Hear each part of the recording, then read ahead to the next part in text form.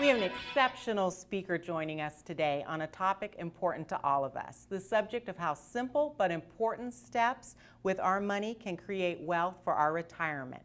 The Honorable Judge Mitchell R. Goldberg served as a United States bankruptcy judge for 20 years in the Central District of California, right here in Riverside where Springboard is headquartered.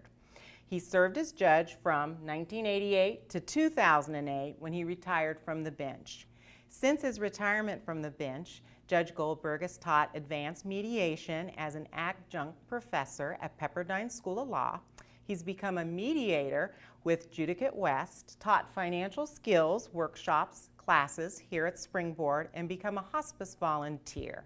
Additionally, he's become a parent-teacher aide and a storyteller for his preschool and kindergarten grandchildren. The judge frequently enjoyed discussions with court staff and small groups on the importance of developing wealth through retirement and personal savings, and we are honored to have him as a speaker here at Springboard once again. Join me in welcoming Judge Goldberg. The reason I do this is partly because of my own upbringing. As a young person growing up, we did not have wealth. We lived in an extremely modest means. My father died when I was 17 years old. Fortunately, I went off to college. We'll share some stories as we go along during the days about impacts between family, myself, and how college impacted upon that. After I finished college, while I was in college, I married my high school sweetheart. So we learned as a couple to live on a whole $1.25 an hour income as we lived in student housing and bought everything, literally everything on sale. Once I completed college, I did go to law school. I had a military commitment. So after I completed law school and passed my bar examinations, I was off into the Army, spent a year in the Republic of Vietnam. Tough years. We'd had a new baby who was just a couple months old before I got shipped over. And then I came back to the States, no money. You don't make a lot of money in the military. And basically started the practice of law from nothing. No contacts, lost whatever I had in the contacts in the 2 years I was in the military. And for 20 years built a practice until I became appointed a United States bankruptcy judge, then gave up a lot of money to become a federal employee, a lot of income, and went from there. Part of the story I'm going to share with you includes some of the thoughts I had about accumulating wealth, but the stories I will be sharing with you in many ways relate to what I call common Americana. And so the stories I will be sharing with you try to reflect three things. One, it's never too old to start saving and accumulating wealth. Number two, you can arise from nowhere, whether you're an immigrant or whatever, coming to the United States.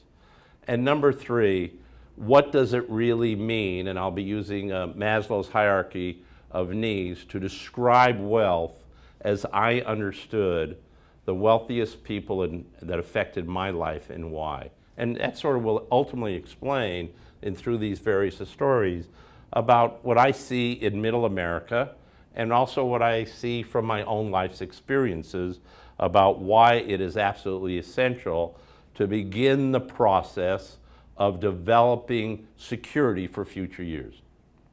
Once we get past teenage years, and particularly once we start having a family, the idea of one, security, and number two, what's going to happen to me when I get old, really starts to sink in. And a lot of people don't have the tools or the energy or the background and history to really be able to answer those questions. And so often, particularly with younger people, they sort of go from day to day to day, never really getting to the question, or better yet, if they've gotten to the question, putting off struggling with the answers. So to some extent, this is for you, but it's also to help you if you're going to be teaching down the road in the future. What I'd like to do is, in asking you the questions I asked as we started the class, is to begin to think economically. Many of you are already ahead of the curve. While some of you are renting, and I may sort of ask why as we go along, while some of you are renting, many of you have indicated that you're using property to build wealth, to try and find a system for wealth building. What I'm a little bit perplexed by is that a couple of you have said, well, I own property that I rent out, but I'm renting. And I'm trying to figure out where your logic came from on that so that I can maybe show you some things to have thought about, or maybe you have already thought them all out and you've done the math, the economics, the tax issues, and all the things that come together to be able to demonstrate what it is to grow. So I'd like to turn to the first slide because it has a buzzword on it. And that buzzword is accumulation. The single most important thing in order to prepare for the future is to put in your mind the importance of accumulating. Now, what does it mean to accumulate? I have children, and grandchildren in particular, who love to accumulate. They accumulate toys, they accumulate stuff, and when you say it's time to get rid of it, they say no, because it's theirs.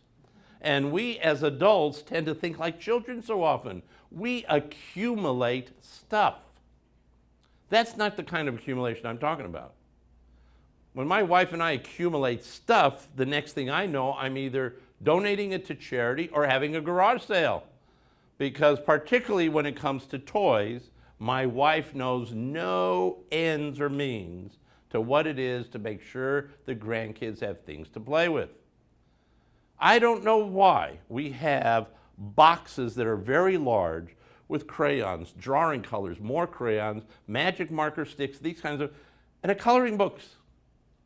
Why do I have shelves of coloring books? Why can't they finish 2 of them first? Well, they may want to do another one. That's called accumulating, but it's accumulating stuff to entertain them. All right? We as adults tend to accumulate stuff too to entertain ourselves. We may accumulate a large screen TV or a super duper high definition module, or we may accumulate new cars, or we might buy one every 3 years, or we may accumulate clothes, shoes, food, whatever it is that turns us on. And in that context of accumulating, we get mixed up between needs and wants. And as a result of that, we often fail to really accumulate for the long-term goals of income security, retirement, and what some people like to call actualization, visualizing what it will be like for you when you turn 65 or 70 years old.